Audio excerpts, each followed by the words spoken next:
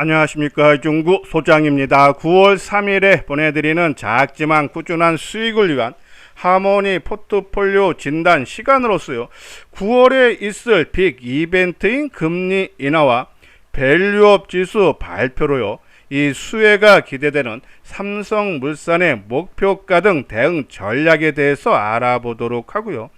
또한요, 롯데관광 개발에 대해 진단하는 시간을 갖도록 하겠습니다. 먼저요, 삼성물산의 상승 논리를 살펴보도록 하면요, 삼성물산은 건설, 상사, 패션, 리조트 등 4개의 부분의 회사로 구성되어 있고요. 그 산하에 삼성웰스토리와 삼성바이오 자회사를 두고 있기 때문에 실질적인 삼성그룹의 지주회사 역할을 하고 있어요.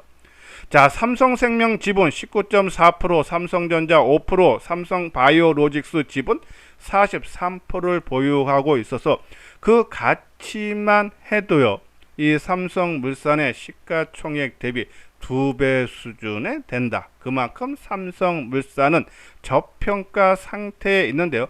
주가 순자산 비율이 0.76배, 그리고 12개월 선행 주가 수익 비율이 10.4배에 불과하기 때문에 충분히 추가적인 상승 여력이 크다라고요, 보시면 돼요.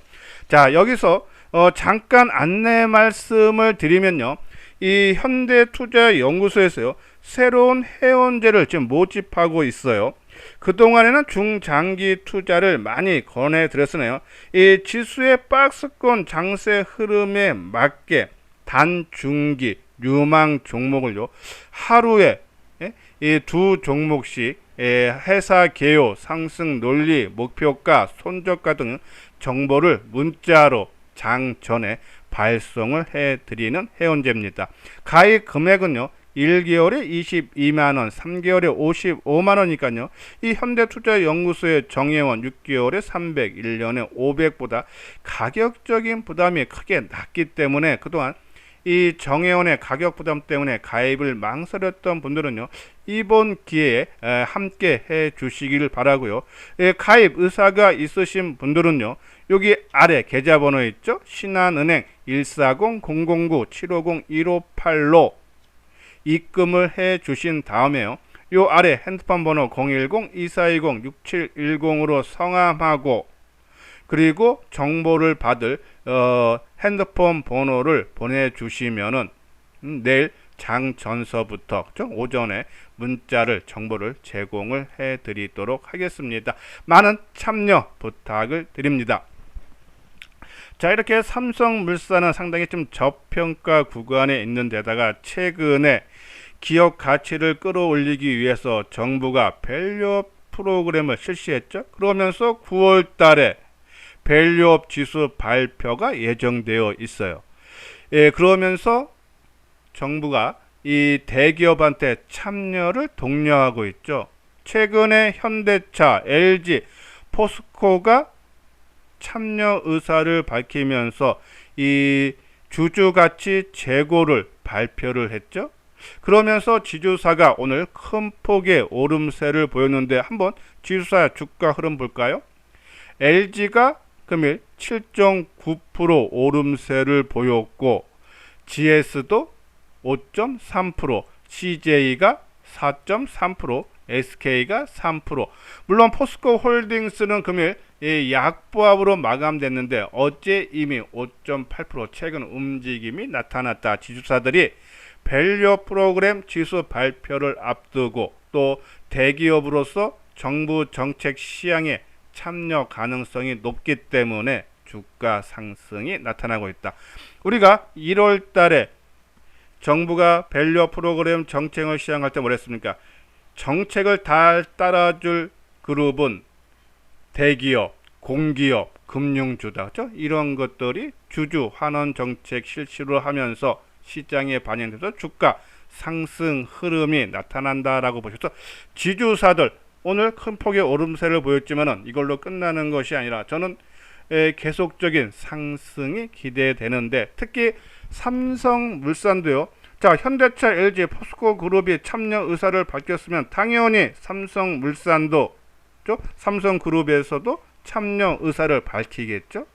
이미 이 삼성 그룹에서는요, 연초에 자사주 1조 규모 소각 발표했고, 또 올해 주당 배당금을 2,600원 얘기했어요. 그러니까 이 기존안, 그러니까 작년에 배당 성향이 한 18%인데 기존안 외에 추가적인 이 주주 환원 정책 발표가 나올 수 있지 않나. 왜? 현대차, LG, 포스코 등이 이미 참여 의사 나왔기 때문에 추가적인 발표 가능성이 상당히 높다. 그러면 그 영향으로 주가는 올라갈 수 있지 않나란요.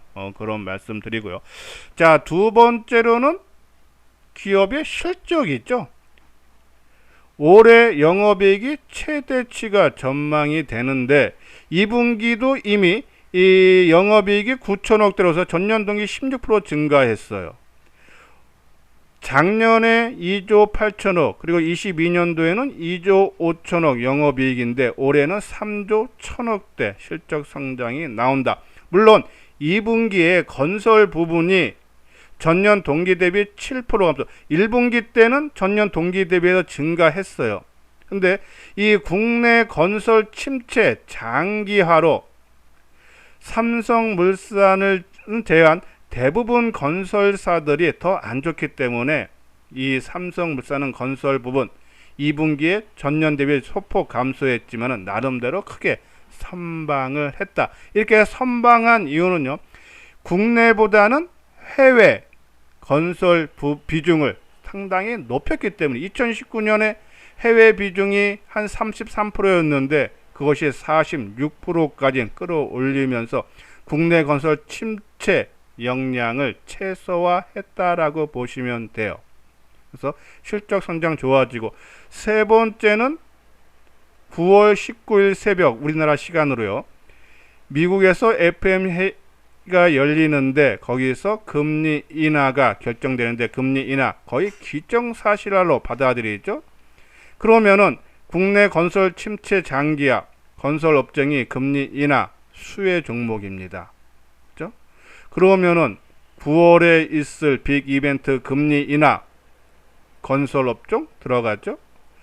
그리고 밸류 프로그램 지주사 당연히 들어가죠. 거기다 실적 성장. 그러면 삼성물산의 주가는 올라갈 수밖에 없다. 우리가 주말에 방송을 통해서도 강조해 드린 대로 그대로 진행이 되고 있다라고요. 보시면 돼요.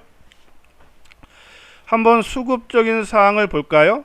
삼성물산 보면은 오늘 6% 상승세를 보였는데요. 오늘 개인들이 26만 주 매도하고 외국인과 기관들이 13만 주대 순매수죠. 우리가 주말 방송을 통해서 14만 5천 원과 14만 7천 원 정도 지지 삼아서 반등 가능하다. 그 이유는 나흘 동안 조정을 받았는데 수급 훼손이 전혀 없다. 자, 8월 29일 날 개인 매수가 8천주, 그 다음날 2천주. 그쵸? 매도가 나오잖아요. 주가는 나흘째 하락하는데, 그쵸? 어제까지는 5일째였고, 5일째였고, 그쵸? 전혀 나오지 않는다. 그러면 주가는 상승한다. 오늘 거래량 증가와 수급 개선, 추가적인 상승 여력이 높다라는 그런 말씀을 드려요. 자, 그러면 이 기술적 분석상으로 보면요, 자, 중장기, 단기까지 이동평균선들이 다 결집되어 있죠.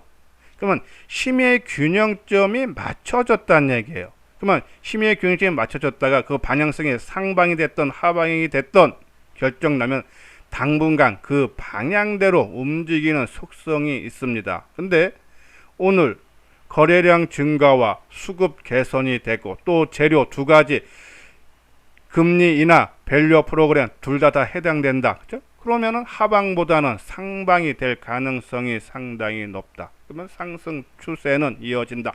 우리가 주말에도 1차 목표가 17만원, 1월 달에, 1, 2월 달에 밸류 프로그램 실행 때 올라갔던 까지 1차 충분히 가능성 있다라는 그런 말씀드리고, 그리고 2차 목표가는 20만원까지도 우리가 바라볼 수 있지 않나란요. 그런 말씀 드립니다. 그래서 삼성물산 일단 방향성의 상방으로 정해졌다. 추가적인 상승 여력이 크다라고요. 보시면 돼요.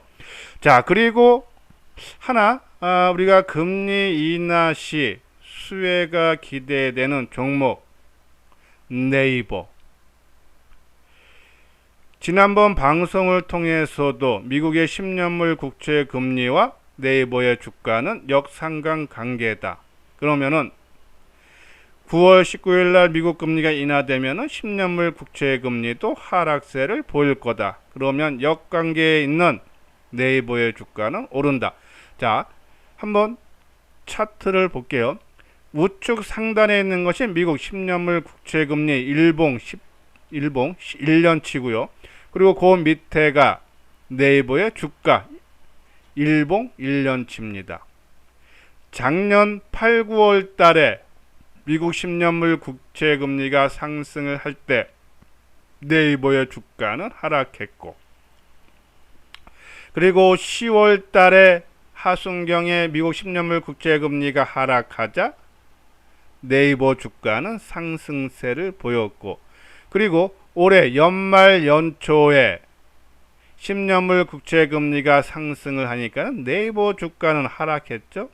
근데 올해 미국 10년물 국채 금리가 4월 말에 하락 전환됐는데 네이버 주가는 계속적인 약세죠.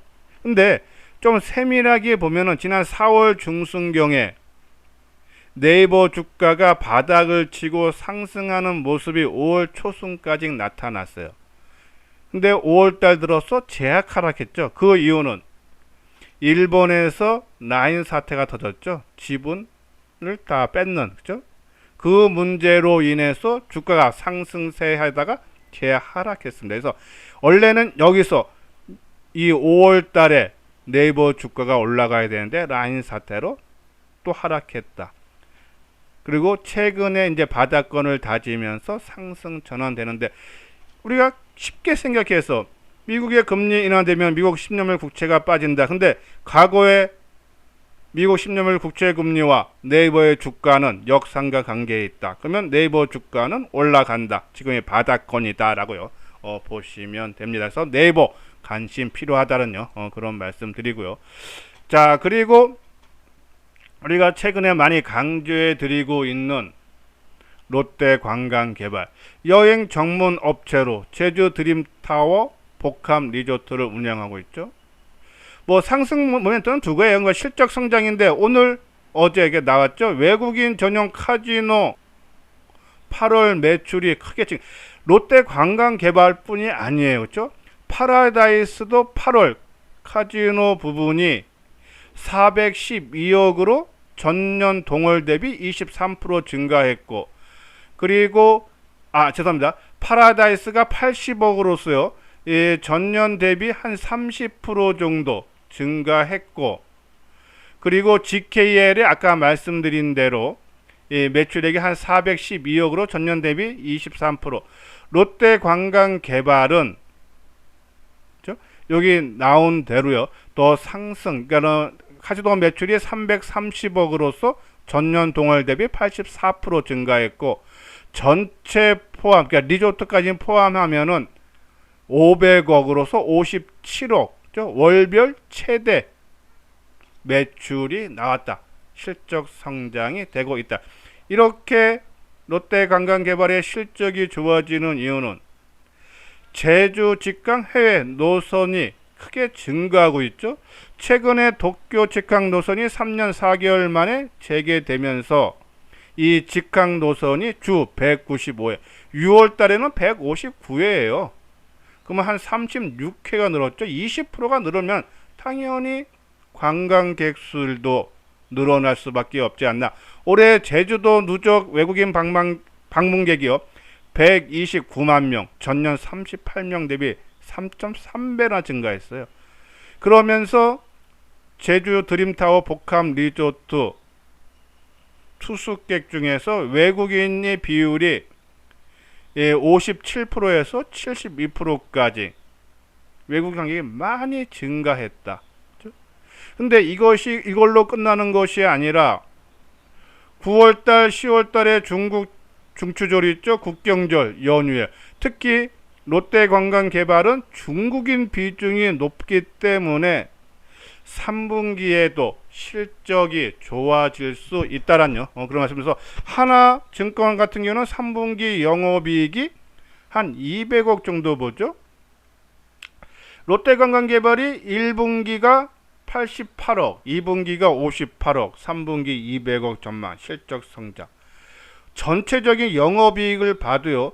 22년도에 1187억 적자, 작년에 606억 적자 축소죠. 올해 흑자 전환 542억, 내년에 1031억. 당연히 주가는 올라갈 수밖에 없지 않나란요. 그런 말씀드리고, 2분기 오늘 실적 발표하면서 결산 때 자산 재평가 실시에 따르죠. 재무 구조가 큰 폭으로 계산이 됐어요. 부채 비율이 5,400%에서 450%로 크게 감소했으니까요. 이 부분이 왜 중요하냐 하면은 작년에 한 8천억 정도 대출 연장을 한 게 있습니다. 근데 그때 금리가 상당히 높아요. 아까 1분기 영업이익이 88억이라고 했는데 순손실이 384억이, 그러니까 8천억 대출로 인해서 분기별로 한 400억 정도 금융비용과 이자가 나간다고 보는 거예요. 그러니까요. 그러기 때문에 단기 순손실이 발생했다. 근데 11월 달에 연장권이 있는데 아마 뭐 좀 국제적인 추세가 금리 인하가 되기 때문에 아마 낮은 금리, 작년에 뭐 한 10% 약간 밑도는 뭐 그 정도인데 올해는 뭐 한 4, 5% 정도를 뭐 예상하는 전망들이 나와요. 아무튼 금리 인하가 작년보다는 크게 낮아질 거다. 그러면은 당연히 영업이익뿐이 아니라 단기 순이익도, 그죠? 순손실이 이익의 시점이 더 빨라질 수 있다란요. 그런 말씀을 드려요. 그래서 우리가 먼저도 우리가 언제 한번 롯데관광개발 한번 차트 모양 볼까요? 요때 말씀을 드렸죠. 7월 하순경에. 그래서 우리가 이제 최대 9,500원을 저점으로 보자라고 말씀드렸는데 8월달 들어서 시장 하락으로 해서 하락했다. 이제 만에 우리가 지난주 방송을 통해서 9,600원이 일단 기준가다. 그렇죠? 그 돌파와 안착을 하긴 하는 그런 모습이 필요하다란요. 그런 말씀을 드렸는데 일단 오늘 장중 한때 9,840원 했다가 오늘 9,590원과 9,600원 정도 했는데, 자, 지난 7월 말과 지금이 달라진 이유, 우리가 7월 말에 말씀드리면서 같은 섹터에 있는 해외 카지노 종목 파라다이스, 그렇죠? 계속적인 하락 추세였어요. 그리고 근데 오늘 1.9% 올랐죠. GKL 하락했다가 오늘 3% 상승했어요. 그리고 여행사 하나투어가 오늘 2.3%, 모두투어는 오늘 0.7%. 그러니까 막 하락했던 그런 종목군들이 이제 하락을 멈추고 상승 전환했다. 그렇죠?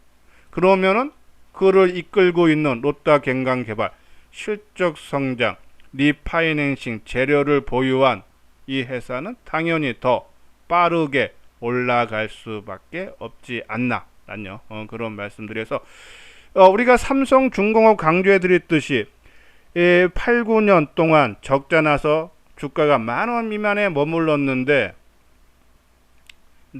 이 롯데관광개발도 지금 10,000원을 기준으로 옆으로 위아래로 뭐 한 1,000원에서 1,500원씩 등락이 나오죠. 근데 실적이 좋아졌다. 그러면 이제 10,000원을 지지 삼아서 상승으로 전환된다라고 보시면 돼요. 본격적인 상승으로 간다라고 보시면 돼서 롯데관광개발, 한번 롯데관광개발 오늘 수급상을 한번 볼까요? 그렇죠? 예, 이건 롯데관광개발. 오늘 외국인들이 한 11만 주 정도 순매수를 해주는 그런 모습이에요. 수급이 개선되고 있다 해서 저는 이 9,600원 전후에서 좀 숨 고르기가 나오면서 이 11,000원 1,500원까지는 좀 매물벽이 있습니다. 이 최대 거래가 터졌던 5월 31일 날 1,800원이죠. 올해 최고점 수준인데요. 이때 물량이 약간 엉킨 물량을 풀어가는 시간. 그래서 아마 이 10,000원이 넘어가면서부터 좀 단계적인 좀 상승, 완만한 상승이 되지만은 그 물량 소화하면은 저는 충분히 큰 폭의 오름세서 1차 목표가는 11,500원, 그리고 2차 목표가는 한 15,000원까지도 가능하지 않나 해서 롯데관광개발 계속적인 관심을 가져달라란요. 그런 말씀을 드립니다. 제가요 아까 말씀드린 이 현대투자의 새로운 해원제 승무주 VIP, 그동안에는 중장기 투자를 권해드렸는데 지금 시장 흐름에 맞게 단중기 종목을 하루에 하나에서 2종목을 발송을 해드려요. 그리고 가격적인 부담을 크게 낮춰드리기 때문에 이수장증권과 그리고 현대투자와 함께 하고 싶으신 분들은 내용을 읽어보시고 요 아래 계좌번호 신한은행으로 입금을 해주신 다음에 요 핸드폰 번호로 성함하고 그리고 정보를 제공받을 핸드폰 번호를 문자로 발송해 드리면은 내일서부터 정보를 제공을 해 드리도록 하겠습니다. 자, 지금 시장 흐름에 맞게 좋은 정보들을 보내드리고 있으니까요. 많은 참여 부탁을 드립니다. 예, 이것으로서요. 이수장 증권TV를 마치도록 하겠습니다. 끝까지 시청해 주신 분들 좋아요, 구독 꼭 눌러주시기 바랍니다.